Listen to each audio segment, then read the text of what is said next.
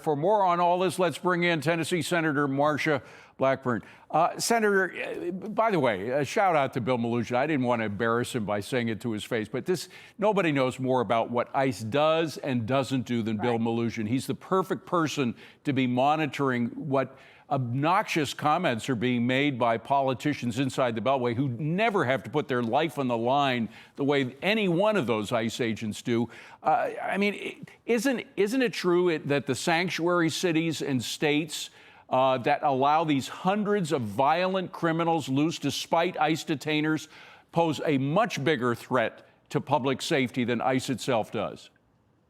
Oh, David, you're 100% correct on that. And what we know from polling is that the American people want to get these criminals out of their communities and cities and states and out of the country. And you can look at poll after poll. A vast majority of all Americans want them to be deported. They want them to be removed from their communities because they've committed rape and murder, aggravated assault, drug trafficking, child trafficking, sex trafficking. And of course, they want them apprehended. And it's important to note the people that ICE is going after, they already have orders of deportation against them.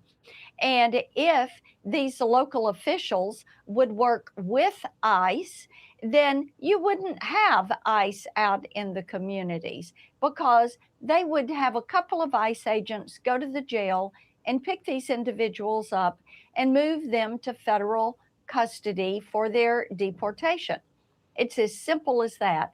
And David, I've said so many times, you can look at the great success we've had in Memphis, where crime is down over 50% in 120 days with the Memphis Safe Task Force. That's 20 federal agencies, the National Guard, the Tennessee Highway Patrol, and they've made 6,500 arrests, found 148 missing children, and you've got Democrat elected officials that have worked with federal government agencies, and therefore the city is safer and the people in the city are safer. And since when can a sanctuary city, or sometimes sanctuary states, since when can they refuse to cooperate with federal authorities? I mean, whatever happened to the Supremacy Clause?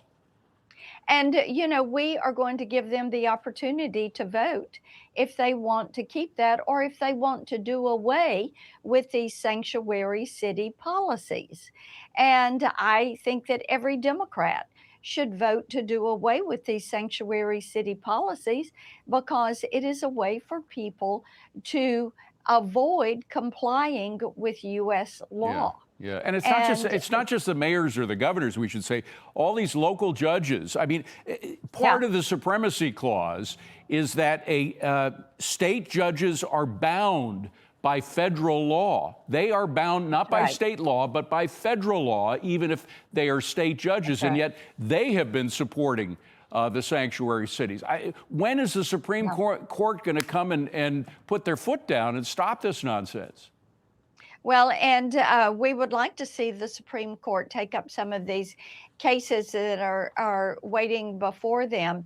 And it is just important to note that the American people agree with where President Trump and Republicans are. Criminal, illegal aliens need to be deported. Yeah. And they want to see people abide by the rule of law, and they want to see compliance with the rule of law. And, you know, David, all these millions that came in under Joe Biden, making certain that people that have committed crimes that have these records are removed from our communities. And we've seen enough personal injury, loss of life, heartbreak and sadness, and people want these criminals removed from the country. And it's not like the president is not moving on this. He made a concession. They changed people. They brought Tom Homan in. He's pulling back on the number of agents. So the White House is making an effort. The federal government is making an effort to satisfy the local government and the state government, and they're still intransigent. I want to move on, though, to the SAVE Act. Yeah. This, of course, requires voter ID, which, by the way, the latest polls, I think we can put them up, show that more than 80% of the American public right. favor voter ID. Even 71% of Democrats favor it. That's right. I want to play a little clip of President Trump talking about this and get your reaction. Roll it. Well, you know, we're working on the Save America Act, which is going to secure up a lot of things, but secure up our voting. I think people would like to do it, and I think Democrats would too. You know, when you go to voter ID and you ask Democrats, it's polling at 82% with Democrats. I'm not talking about Democrat politicians. I'm talking about Democrats. We have to do something about our voting. Okay, well, we see 71%, maybe he's looking, but still it's the overwhelming majority of Democrats want the thing. When will it pass? And I am hopeful we're going to get this passed very soon. President Trump is exactly correct on this. It is overwhelmingly popular. You know, you show an ID when you pick up a prescription, when you go to check into a hotel or check into a flight, go to your child's school, go for a doctor's appointment. You're always showing an ID. And now they want ICE to have to show an ID to do their job, but they don't want people to show an ID to vote.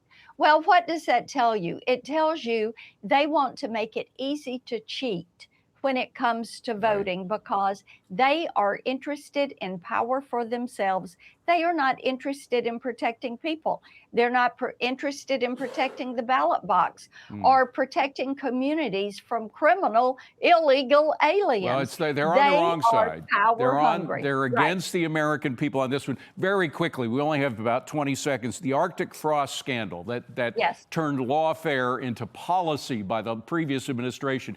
You're chairing a hearing about it tomorrow. Who and what are we going to hear? We're going to hear from the telecom execs that turned over records of from not only the members of the U.S. Senate, but there are 400 groups and individuals, conservative groups and individuals that had banking or telecommunication records. So we're going to start this hearing to find out exactly what they served up to Jack Smith for Arctic frost. I think you should call him Jack Frost. That's apropos. Marsha Blackburn, great to see you again. Thank you so much. We'll be watching the hearing tomorrow. Appreciate it.